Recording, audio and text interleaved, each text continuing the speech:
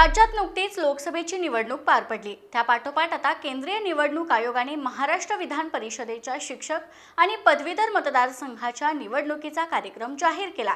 यात मुंबई पदवीधर, कोकण विभाग पदवीधर, नाशिक विभाग शिक्षक तसेच मुंबई शिक्षक मतदारसंघ अशा 4 जागांसाठी येत्या 26 जून रोजी मतदान होणार आहे।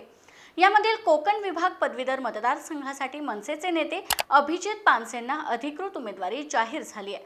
पण अभिजित पानसे नेमके मनसेचे उमेदवार आहेत की महायुतीचे असा प्रश्न सध्या उपस्थित होतोय। यामागचं नेमकं कारण काय हेच आपण या व्हिडिओच्या माध्यमातून जाणून घेऊयात। नमस्कार, मी प्रतीक्षा नावरे आणि तुम्ही पाहताय फॉर द पीपल न्यूज। व्हिडिओला सुरुवात करण्यापूर्वी आपण फॉर द पीपलला सबस्क्राइब करा, लाईक व फॉलो जरूर करा। पोस्ट ग्रॅज्युएट डिग्री कोर्सच्या माध्यमातून परिपूर्ण राजकीय नेतृत्व घडवणारं आणि प्राध्यापक राहुल कराड यांच्या संकल्पनेतून साकारलेलं भारतातील पहिलं institute MIT school of government presents जागर लोकशाहीचा।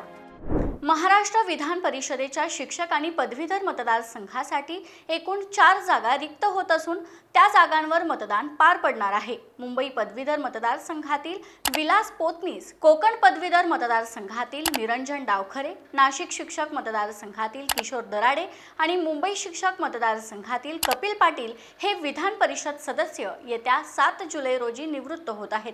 31 मे रोजी या निवडणुकीसाठी अधिसूचना जारी केली जाईल। 7 जून पर्यंत उमेदवारांना अर्ज दाखल करता येईल। 10 जूनला त्या अर्जाची छाननी करण्यात येईल। 12 जून पर्यंत उमेदवारी अर्ज मागे घेता येणार आहे, तर 1 जुलै रोजी मतमोजणी करण्यात येईल अशी माहिती निवडणूक आयोगाने दिली आहे। आता कोकण पदवीधर मधून मनसेने अभिजित पानसेंना उमेदवारी जाहीर केली खरी, मात्र आता पानसेंची उमेदवारी ही मनसेची की महायुतीची असा सवाल उपस्थित होतोय।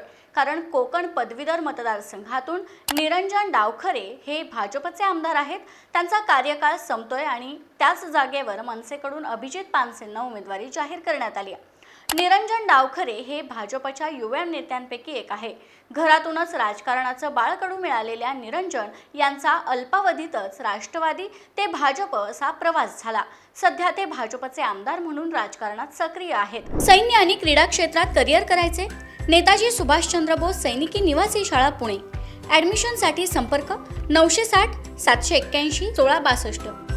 दुसरीकडे मनसेचे नेते अभिजित पानसे यांची राजकीय कारकिर्दी पाहिली तर ते प्रसिद्ध सिनेलेखक, दिग्दर्शक आणि मनसेचे नेते आहेत।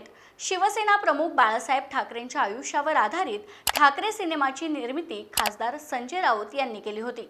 त्यावेळी बाळासाहेबांचं आयुष्य रुपेरी पडद्यावर साकार करण्यासाठी संजय राऊतांनी अभिजित पानसेंची निवड केली। अभिजित पानसे दिग्दर्शित ठाकरे सिनेमा महाराष्ट्रासह देश-विदेशात प्रचंड गाजला। शिवसेनेत असताना भारतीय विद्यार्थी सेनेची धुरा पानसे यांच्या खांद्यावर होती।